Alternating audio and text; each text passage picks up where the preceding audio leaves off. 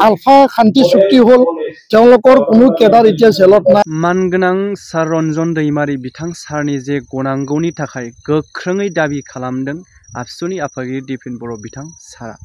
जे बिथांनि बाथ्रा बुंनायखौ आं नोंथांमोननि गेजेराव होनो थांगासिनो दङ। बिथाङा गोख्रोंनिफ्राय गोख्रोंसिन बाथ्रा बुंबाय थानायखौ जोङो दासान्दि नुबाय मोननाय जादों जे बिथाङा रुजुनानै बुंदों जिबायदि आलफाफोरनि गोरोबथा बे गोरोबथानि गेजेरजों बिथांमोननि संग्रामिफोरा गासैबो उदां जाबाय, उदां अख्राङाव फैबाय आरो बेजों लोगोसे जे सावथालफोरनि गोरोबथा बेनि गेजेरजोंबो बिथांमोना सासेबो जेलाव गैलिया, उदां जाजोब्बाय आरो बेजों लोगोसे कार्बिफोरनि जे गोरोबथा बेनि गेजेरजोंबो बिथांमोना गासैबो उदां जाजोब्बाय।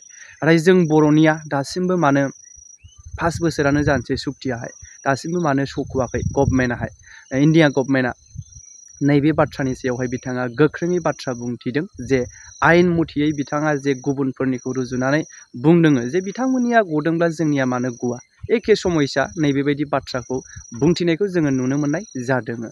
थ' गोबां बर' रायजो राजाफोरा आसा खालामबोबाय थानाय ना सुक्तिनि गेजेरजों गगोन बे गोबां आसा खालामबोबाय थानानै नै दा 5 बोसोरानो जानोसै ना, अब्ला नैबे सान्थि होननाय बुंनाय बाथ्राया बिथांमोना जुदि गवाब्ला रन्जन दैमारी सारजों लोगोसे गोबांथार दङ जेलाव, अब्ला माबोरै सान्थि बुंनो हागोन? नैबेबो मोनसे कुइसन जानानै दङ, बिग कुइसन जानानै जोंनि रायजो राजाफोरनि गेजेरावहाय।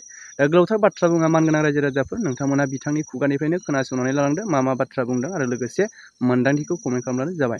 रन्जन दैमारी आरो ছগৰাকী যিখিনি প্ৰাক্তন NDP সদস্য চুক্তিৰ পিছত শান্তি চুক্তি যিহেতু সম্পাদিত হ'ল, ইয়াৰ পিছত তেওঁলোকক যিহেতু চুক্তিৰ আগতে কনভিক্ট কৰা হৈছিল বা যাৱজ্জীৱন কাৰাদণ্ড হিচাপে এটা ৰায়দান দিয়া হৈছিল, সেই ৰায়দানটো সুপ্ৰিম কোৰ্টত পুনৰ আৰ্জি বা আমি বেলৰ কাৰণে আমি আবেদন জনাইছিলোঁ। একেলগে আমি সকলোৱে মিলি ঘৰৰ পৰিয়াল, প্ৰাক্তন NDP, এপছু, চুক্তি স্বাক্ষৰকাৰী দল সংগঠন যোৱা 18 তাৰিখে মহামান্য উচ্চতম ন্যায়ালয়ে এই যে বেলৰ যি আবেদন আছিল সেইটো কনচিডাৰ কৰা নাই, তেওঁলোকে সেইটো পিছুৱাই দিছে। পুনৰ আকৌ 2025ত ইয়াৰ কাৰণে শুনানি গ্ৰহণ কৰিম বুলি তেওঁলোকে কৈছে। তো ইয়াৰ কাৰণে আমি আমাৰ দাবী, আমাৰ আহ্বান, আমি সদায় সেই কথাকে বাৰম্বাৰ কৰিছোঁ যে শান্তি চুক্তিৰ পিছত চুক্তিত যিসকলে স্বাক্ষৰ কৰিছিল, স্বাক্ষৰকাৰী আৰু চুক্তিৰ সংগ্ৰামী দল সংগঠনৰ নেতৃবৃন্দ কেন্দ্ৰীয় কাৰাগাৰ গুৱাহাটীত যি তেওঁলোকে আবদ্ধ হৈ আছে, তেওঁলোকক মুকলি আকাশত এৰিব লাগে। আইনী প্ৰক্ৰিয়া, জুডিচিয়েল মেটাৰ যি আছে এইটো সময় সাপেক্ষে ইয়াৰ এটা মানে সমাধানৰ সূত্ৰ চৰকাৰে ওলাব লাগে। আৰু কেন্দ্ৰীয় চৰকাৰ, ৰাজ্য চৰকাৰ, গৃহমন্ত্ৰী ডাঙৰীয়াকো আমি কৈছোঁ, অসমৰ মুখ্যমন্ত্ৰী ডাঙৰীয়াকো কৈছোঁ যে অতি শীঘ্ৰে NIA কোৰ্ট, CBI কোৰ্ট, কেন্দ্ৰীয় কাৰাগাৰত থকা ৰঞ্জন দৈমাৰী সহ আন 60-70 গৰাকী যিসকল আছে, আপোনালোকে সকলোকে মুকলি আকাশত এৰি দিব লাগে। যিহেতু আলফা শান্তি চুক্তি হ'ল, তেওঁলোকৰ কোনো কেডাৰ এতিয়া জেলত নাই। আদিবাসী আৰু চাওতাল চুক্তি হ'ল, তেওঁলোকৰ কোনো কেডাৰ জেলত নাই। আৰু লগতে ডিমাচা কাৰ্বি চুক্তি হ'ল, তেওঁলোকৰ কোনো কেডাৰ জেলত নাই। সেইকাৰণে শান্তি যিহেতু চুক্তি হ'ল, শান্তি এতিয়া বিৰাজমান।